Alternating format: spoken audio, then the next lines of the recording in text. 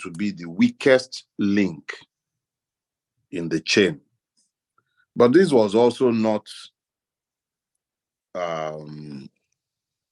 it was envisaged to a very large extent, because if you look at the petition itself, you'll find that Mr. Peter Obi is a party in his own right, immediately after the Labour Party.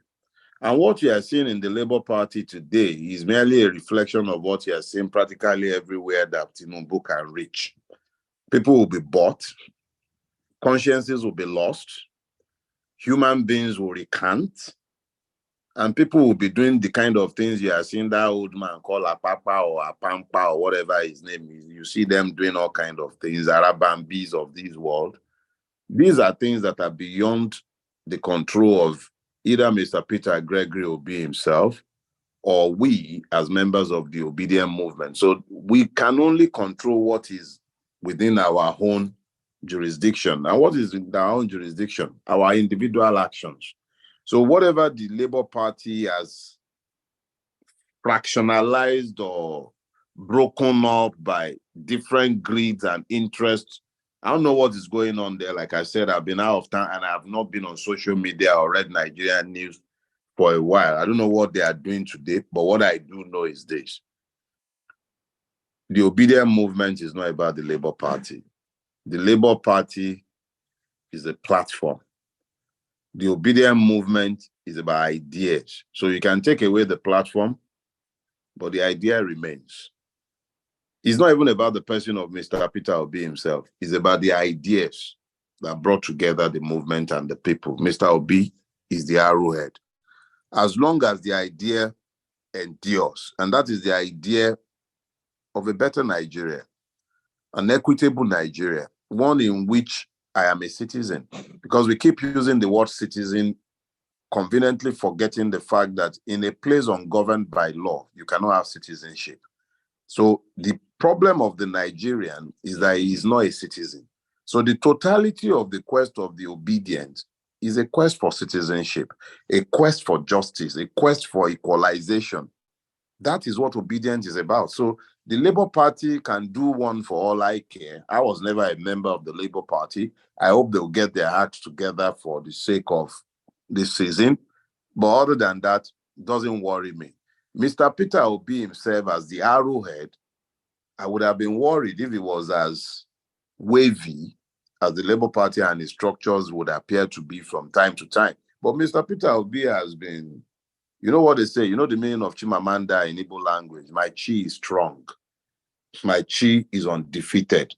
We have good products. We have a good general in front. He's undefeated. I'm happy with that. Labour Party can do one. Now, to deal with the question of what happens if the tribunal behaves true to type. Frankly speaking, I don't think we should care one bit what the tribunal does or does not do. We should be more interested in making sure that we have done everything that could be expected of us to establish the facts.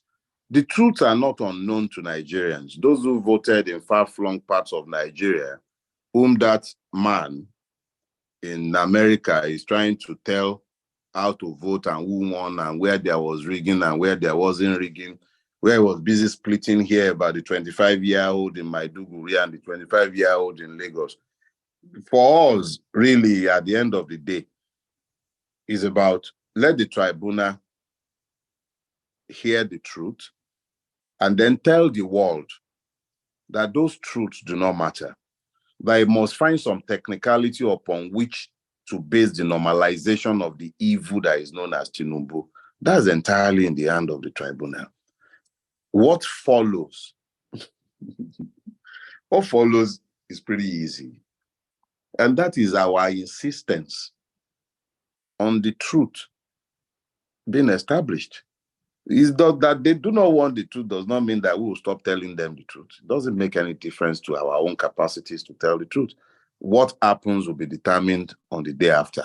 But the one thing that will not happen is that we will find some way to normalize the evil that they're about to foist on us. Now, we will not normalize that. What happens when the tribunal does these things will be determined by the collective, not by Dele Farotimi, not even by my sister Aisha. The same way we determine not to go to the street after the heist of 25th, the same way we determine not to go to the street after the madness of Lagos and other places on the 18th of March. 18th of March. The same way we didn't go to the street. Maybe we'll decide to go to the street this time around. I don't know. Or maybe we'll decide, let's go to the Supreme Court first and let those ones decide whether they want to dance naked or not. That's entirely up to the people as a movement, not Dele Farotimi. But what I do know is this. Bola Ahmed Tinubu did not win an election. I am not going to normalize the evil that they are looking to foist. And I don't think anyone in Nigeria should also normalize that. If he had won, we would have found the grace to congratulate him. But anyone who still has a conscience knows what transpired on the 25th. There is no way you can possibly swear in. Maybe we leave this story. You can't swear in that man on the 25th or on whenever. When we get to that bridge, we'll cross it. Let the tribunal say his own piece. It does not change the truth.